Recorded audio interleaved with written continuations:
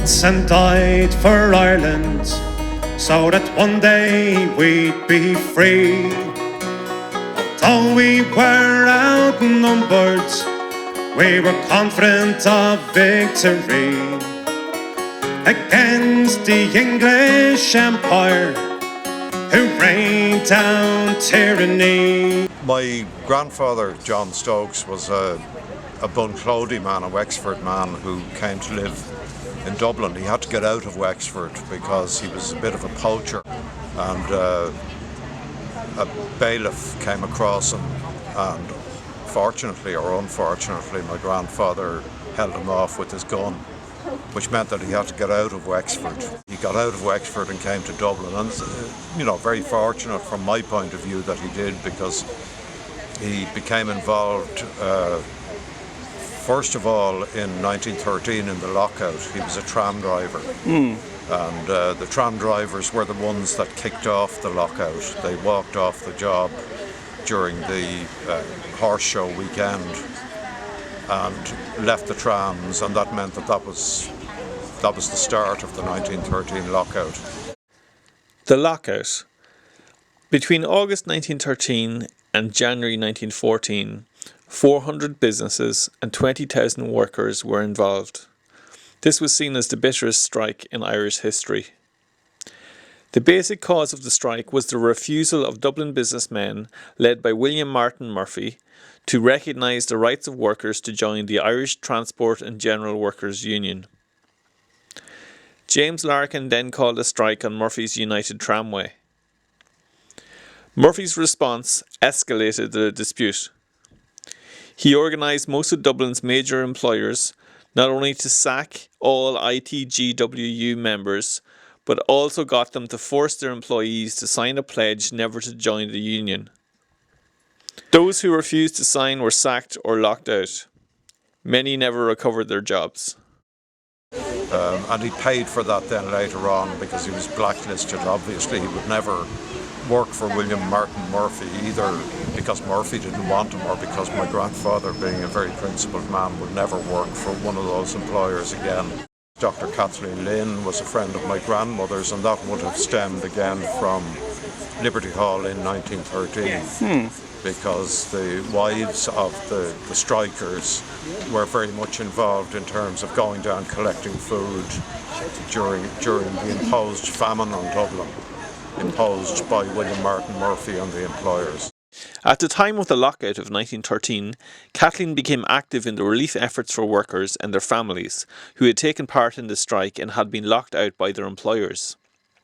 And my grandmother, Catherine Finnegan of Slane, who he had married a few years beforehand, and she was interesting as well, because being from Slane and being about the same age as Frances Ledwidge, I've only started to realise lately that she probably knew Ledwidge, who was also an Irish volunteer. So my grandfather joined the volunteers after the lockout, and then he collected his rifle out at Howth from the Asgard. In trying to rebuild a sense of my grandmother and grandfather and what they were about, I went to look at the 1911 census, and they were listed as living in Brighton Terrace. And I had no idea where Brighton Terrace was, so I went to the old maps and found that it was here, close to Barrow Street and close to Bolands Mills. They did what many people did. They rented a place bigger than they needed, and they took lodgers as a way of supplementing the income. So there were three men living in the tenement with them, and two of them were tram drivers and the other one was a mechanic, and they also had my grandmother's younger sister living with them. So that was how it was in 1910, 1911, 1912, 13. The very Dublin that the lockout hit so hard was made up of people who were surviving by whatever means they could to keep a roof over their heads. My grandmother, for instance, down at 35 Bath Street, would have said goodbye to my grandfather not once but twice, because he turned up for duty on the Sunday as well as on the Monday. but the countermanding order put it back by a day. So he turned up both days on Ringsend Bridge to join his comrades in the 4th Battalion, and they went to Bolands Mills. This is Bolands Mills, and it stretches down to the back of the mills, the old buildings there, and the 2 red brick buildings. And then further out there are other buildings that are all part of the Bolands Mills garrison site. Now, John, I've only found it out again recently from his own testimony that he had first of all been sent to the old Ringsend distillery building, which people might or might not know was the place where the false flag was flown to divert British fire away from Bolands Mills and onto a building that didn't matter as much. So he was in there. He was sent to take charge of 4 volunteers to take that building, and then sent to the gasworks, which was part of the Bolands Mills garrison site. His testimony was that when he got there, the place was already on fire. So after a few hours on the Tuesday, himself and the other volunteers withdrew into Bolands Mills. And then on the Thursday, he was sent home, which was just around the corner, by De Valera, because he had a back injury. So I imagine that he was a liability at that stage. Your grandfather was in here fighting, while your grandmother was just over there, listening to the sound of gunfire. One of the things that is peculiar to Eamon De Valera's command of a garrison is that it was the only garrison where women were not allowed to be part of the garrison. And De Valera later on said that he regretted it on the grounds that some of his men had to do the cooking. But close by Bolands Mills, of course, there were plenty of women and children. My grandmother lived in a Bath Street, from where she said goodbye to my grandfather as he came to do his duty. And it's only a stone's throw. It's literally 50 yards away from Bolands Mills. What we have behind me is a NAMAD site. This is a site that, because of the crash in 2008, 2009 and 10, became part of a nationalised debt. So developers had bought this to redevelop, and now it belongs essentially to us because NAMA is a national institution. But it will be sold off to developers to turn it into whatever twee thing that they want to turn it into.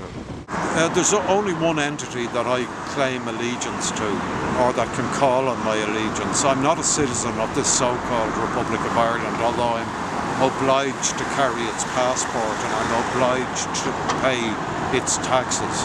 But I regard myself in my mind as a citizen of the Irish Republic. And the Irish Republic was brought about by men like James Connolly and McDiarmid and Kant, MacDonagh, but also all of the women. And women can't be written out of this equation, although they have been for so long. Kathleen Clark, and then women like Kathleen Lynn, Countess Markovich, all of these people who fed one another ideas, who debated ideas in the run-up to Republic Day 1916. There will be a far better, more dignified, more sincere, more creative and more imaginative commemoration on Republic Day 2016, the 100th anniversary to the day of the issuing of the proclamation of the Irish Republic. I take my political counsel in the first place from James Connolly, our finest political, social and economic philosopher. Imagine if any of those leaders in 1916 could look at what we've done and what we've failed to do with all that they left us. They left us a template for a far better Ireland than we've ever had. And we did nothing with it except thrash it. And here we stand in the shadow of Larkin's statue. When we come here to the GPO, and I get the sweet scent of revolution in the air. We're 1 degree of separation from 1913. We're 1 generation in my case. My grandfather was a tram driver who gave 2 fingers to William Martin Murphy. At that time, the leaders who would emerge in the GPO and on the proclamation were worried that the Irish people were a busted flush, were a spent force, had no sense of their own pride or their own nationality or their own well-being. And the 1913 lockout changed that. After the 1913 lockout, the people were on the move in the same way as the Irish water protests have put the people on the move today. So what we have to do is, in the year of the centenary of 1916, the year of revolution, we have to remember that revolution begins in the imagination. This is the one golden opportunity in the year of the centenary of the 1916 revolution that we can put that republic that they dreamt of for us, not for them. They dreamt of it for us.